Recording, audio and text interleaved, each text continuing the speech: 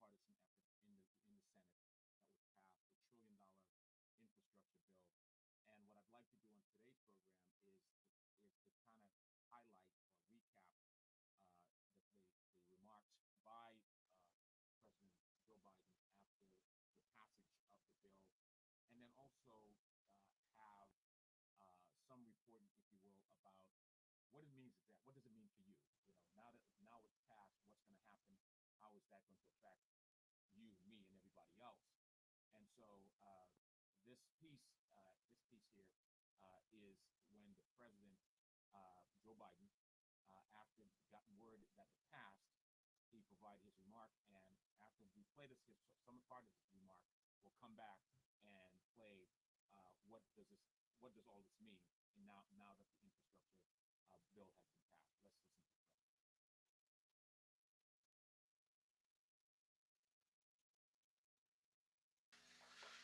Finally, Infrastructure Week.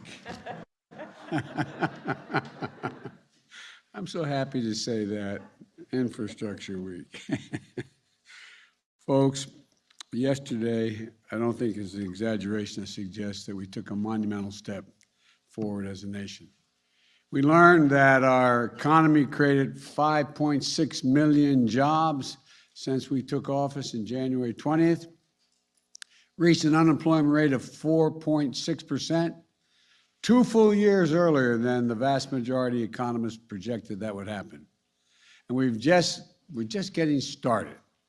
We did something that's long overdue, that long has been talked about in Washington, but never actually been done. The House of Representatives passed an Infrastructure Investment and Jobs Act. That's a fancy way of saying a bipartisan infrastructure bill, a once-in-a-generation investment that's going to create millions of jobs, modernizing our infrastructure, our roads, our bridges, our broadband, a whole range of things, to turn the climate crisis into an opportunity. And it puts us on a path to win the economic competition of the 21st century that we face with China and other large countries and the rest of the world.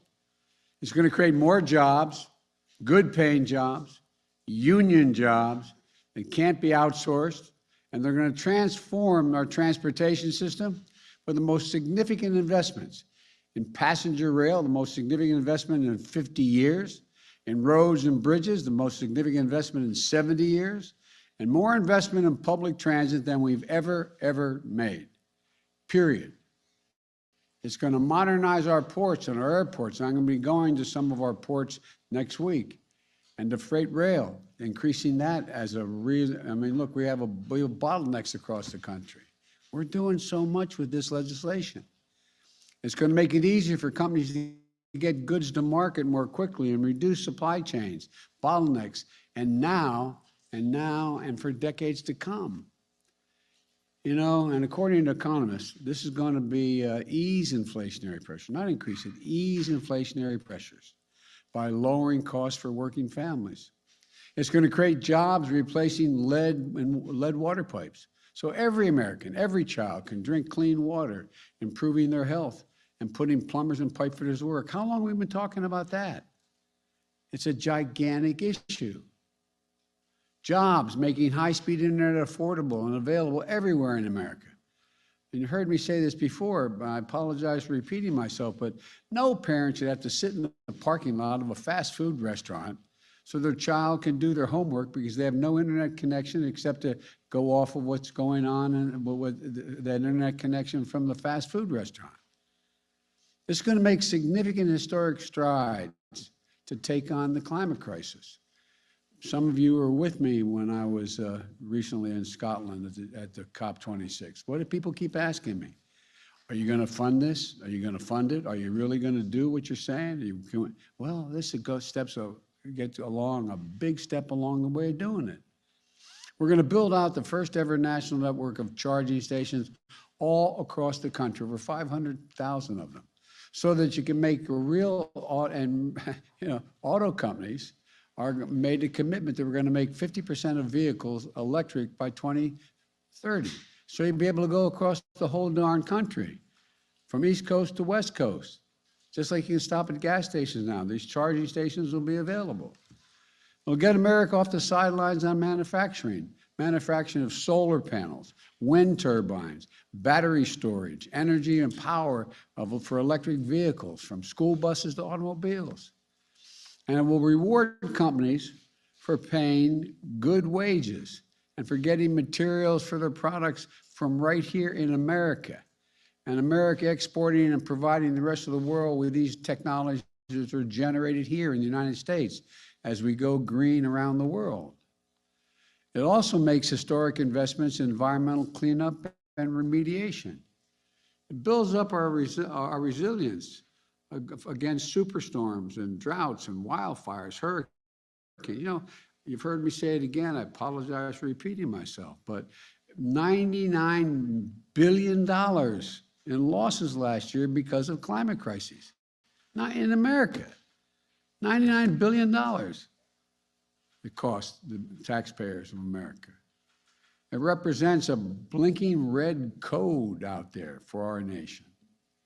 Vice President Harris and I look forward to having a formal signing ceremony for this bipartisan infrastructure soon, but I'm not doing it this weekend because I want people who work so hard to get this done, Democrats and Republicans, to be here when we sign it.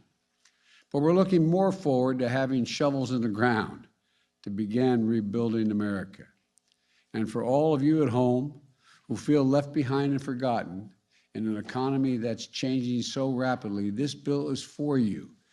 The vast majority of the thousands of jobs that will be created don't require a college degree. There'll be jobs in every part of the country: red states, blue states, cities, small towns, rural communities, tribal communities. This is a blue-collar blueprint to rebuild America, and it's long overdue.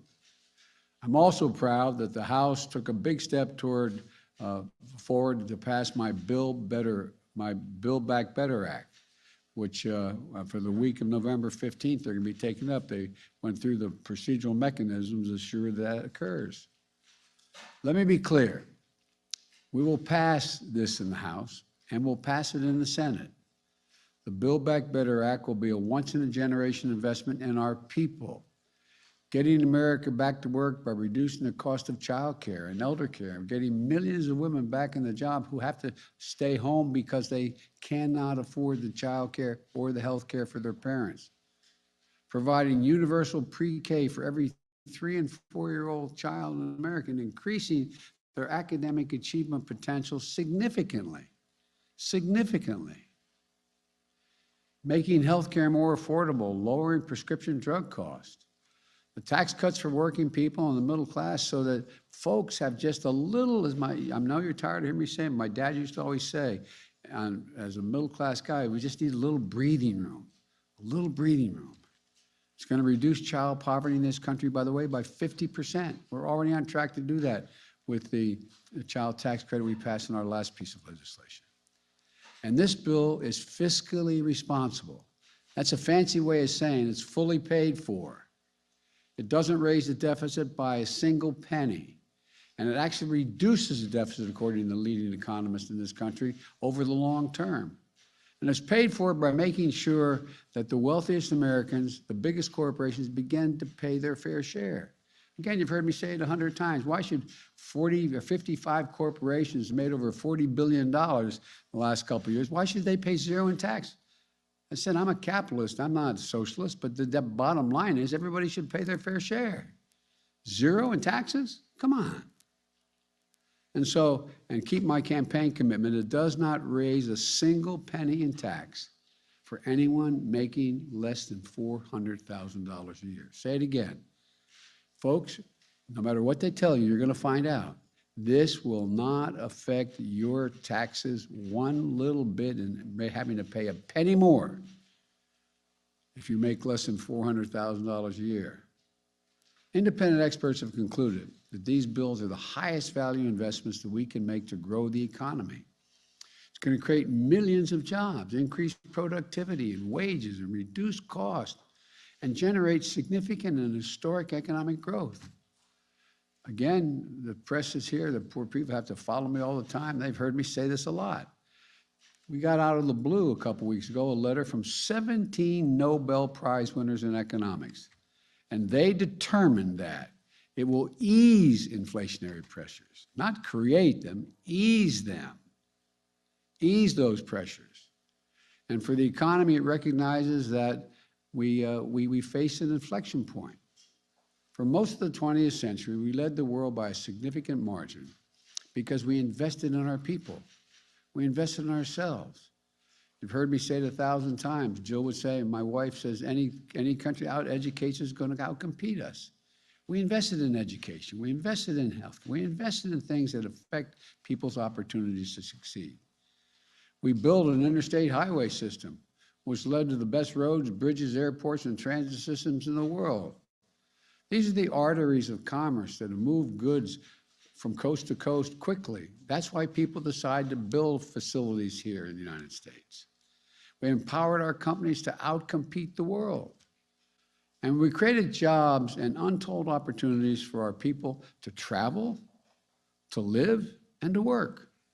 But somewhere along the way, we stopped investing in ourselves. We stopped investing in our people. And we risked losing our edge as a nation. I don't even think it was conscious, but this just what's happened. And China and the rest of the world are moving to catch up, in some cases, in certain areas, move ahead. Our infrastructure used to be rated the best in the world. Today, according to the World Economic Forum, we rank 13th in the world. The United States of America ranks 13th in the world in infrastructure. Come on. We used to lead the world in education achievement. Now, the Organization for Economic Cooperation and Development, the OECD, ranks America 35th out of 37 major companies when it comes to investing in early education for childhood education and care. Think about that. Those of your parents know. You start kids early. You give them the basis. You give them the material to be able to go on. It's simply unacceptable that we rank 35. We're now turning it around in a big way. Any single element of this plan would be a fundamental change in America. But taken together, they're truly consequential. Again, I have more to say about this soon, but when we have the bill signing, I'll be able to thank everyone in the Senate and the House for their leadership. I hesitate to start now. I'll leave somebody out, and I want to make sure everyone who is part of this gets credit for it. But for now, I want to quickly thank members of the House who worked so hard to get some of this done. Speaker Pelosi, Steny Hoyer, Jim Clyburn, progressive leaders, moderate leaders, Democrats, Republicans. They in fact worked together. It was like, as I saw, someone told me, my staff this morning, that on one of the programs this morning, they said, well, the sausage is made. It is a process. You all know it. You're all pros. You cover it. The American people have made clear one overwhelming thing, I think, and I really mean it. All the talk about the elections and what do they mean and everything. They want us to deliver. They want us to deliver. Democrats, they want us to deliver. Last night, we proved we can on one big item. We delivered. I want to close with this. For much too long, working people in the middle class of this country have been dealt out of the promise of America. That sounds like hyperbole, but I really mean it. Some of you may remember when I ran, I was legitimately, it's appropriate to be criticized. I'm not complaining about being criticized, but when I said I was running for 3 reasons. One, to restore the soul of America, bring back some decency and honor in the way in which we dealt with one another. The second reason was to rebuild the backbone of the country, the middle class. The wealthy are value added to the country, but they didn't build a country. Hard-working middle-class folks are the ones that built this country. They're the ones that built the middle class. They're the ones that built the backbone of the country. And what I decided to do was I said we have to begin to build the economy from the bottom up and the middle out. Well, folks, that hadn't been the case. I'm so tired about trickle-down economic theory that I'm trickled out. The idea that, and I asked a rhetorical question, When the middle class has done well, when are the wealthy when any time has the wealthy not done extremely well as well? I mean, come on. We got to give working folks a real chance, a chance. And so, folks, there's an awful lot more to say about this, but today, I think has just been a good day. You know, it's time to deal folks back in. You know, as you've heard me say it again, I make no apologies for it. These bills, in fact, are the two bills we're talking about, the Buildback Better bill, which we're going to be working on now, and this bill, are all designed to give ordinary people a fighting chance to begin to sort of level the playing field just a little bit, not punish anybody. I've long said it's never, ever been a good bet to bet against the American people. Never. And that what it really means is bet on the American people. Give them a shot. Give them a shot. That's what these plans do. They bet on average Americans. They believe in America. They believe in the limitless capacity of the American people. If you look at the history of the journey of this nation, what becomes crystal clear, not a joke, given half a chance, the American people never, ever, ever, ever, ever, ever let their country down. We're about giving them a full chance this time. And when we do, there's going to be no stopping us. I truly believe that 50 years from now, folks are going to look back and say, this was the moment, this was the period, this year and the next couple of years, when America decided to win the competition of the 21st century, to get in the game full bore. So my message to all the American folks is, let's get to work. Let's get this done. God bless you all, and may God protect your troops, and I'll take a few questions. To what extent did the election results help propel this? Okay, so that was President making remarks right after the bipartisan $1 trillion infrastructure bill passed, and you heard the president spoke about what does it mean for America and its people, and for all of us that are going to be affected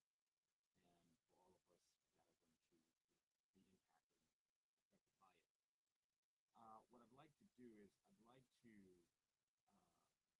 share with you some other reports from the marketplace.org that talk about exactly, when will you see the economic impact of the new infrastructure bill? Again, when will you see that? And what I'd like to do is pull up that report, and let's hear what Marketplace has to say about when will you see that? When will you see the economic impact? Let's go straight to that.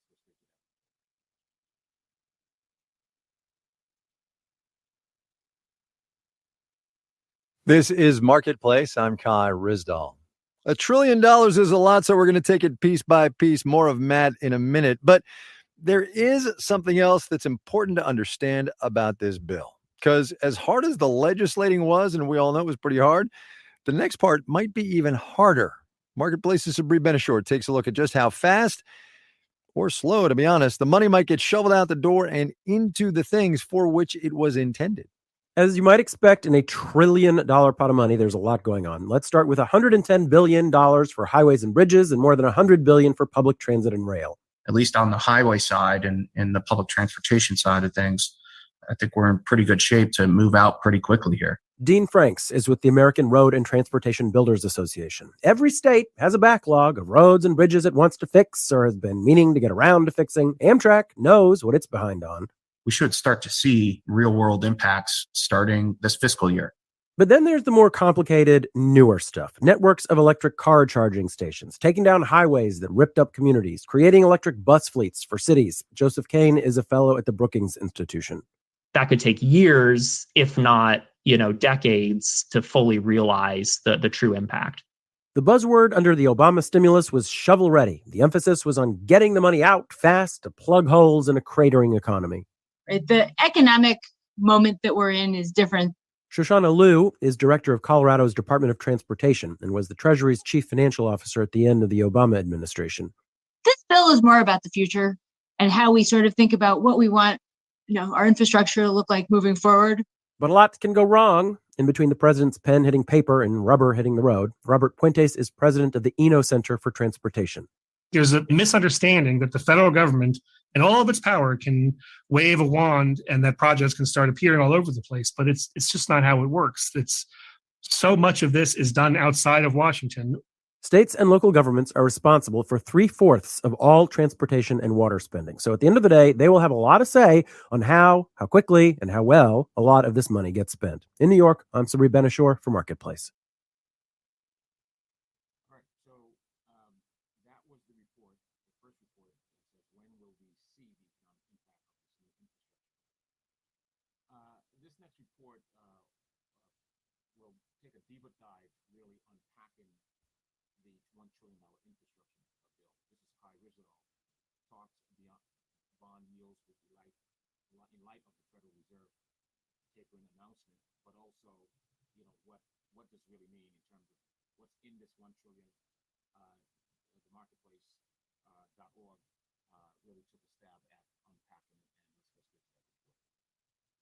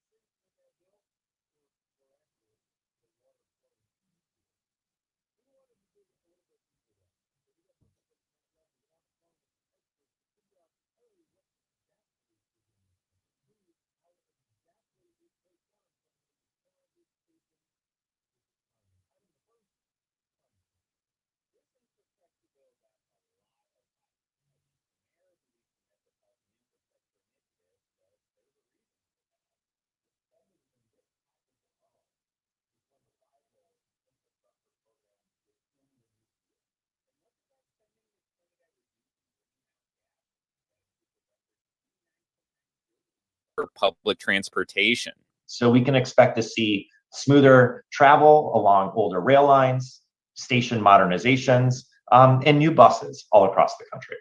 There's also billion-dollar investments in EV charging stations and making the power grid more efficient. Still, Tomer says this money is just a down payment. He says the other infrastructure bill, the one that hasn't passed yet, is a bigger deal for the planet. $1 trillion is a lot, so we're going to take it piece by piece. More of Matt in a minute. But there is something else that's important to understand about this bill. Because as hard as the legislating was, and we all know it was pretty hard, the next part might be even harder. Marketplace's Sabri Benishore takes a look at just how fast, or slow, to be honest, the money might get shoveled out the door and into the things for which it was intended. As you might expect in a $1 trillion pot of money, there's a lot going on. Let's start with $110 billion for highways and bridges and more than $100 billion for public transit and rail. At least on the highway side and the public transportation side of things, I think we're in pretty good shape to move out pretty quickly here. Dean Franks is with the American Road and Transportation Builders Association. Every state has a backlog of roads and bridges it wants to fix or has been meaning to get around to fixing. Amtrak knows what it's behind on. We should start to see real world impacts starting this fiscal year.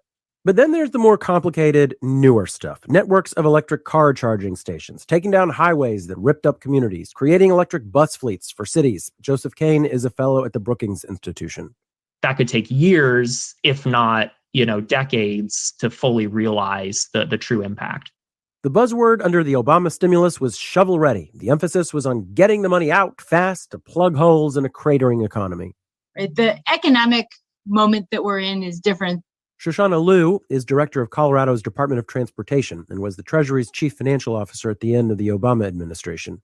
This bill is more about the future and how we sort of think about what we want, our infrastructure to look like moving forward. But a lot can go wrong in between the president's pen hitting paper and rubber hitting the road. Robert Puentes is president of the Eno Center for Transportation.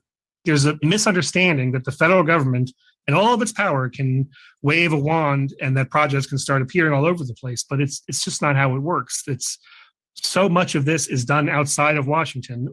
States and local governments are responsible for 3/4 of all transportation and water spending. So at the end of the day, they will have a lot to say on how quickly, and how well a lot of this money gets spent. In New York, I'm Sabri Ben-Achour for Marketplace.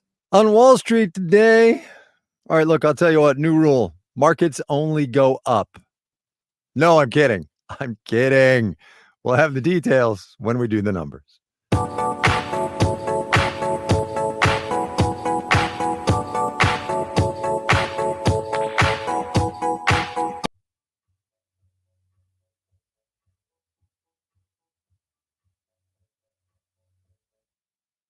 All right, so that's what hopefully you have a better understanding of coming out of Washington from the federal government.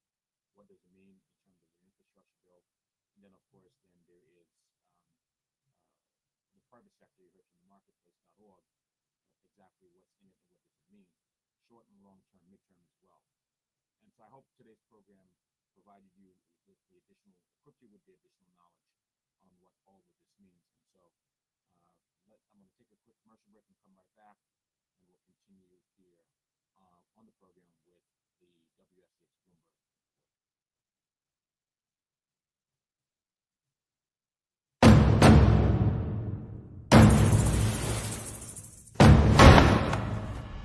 Time. It has a different meaning in the U.S. Virgin Islands. It goes backwards, forwards, it stops.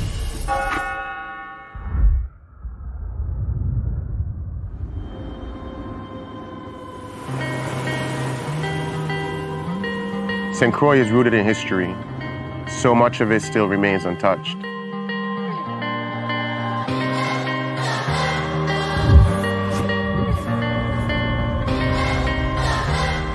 I remember running on these streets as a kid. This shop was right down there. It opened the same year I was born. This is where the original Crucian hook was born.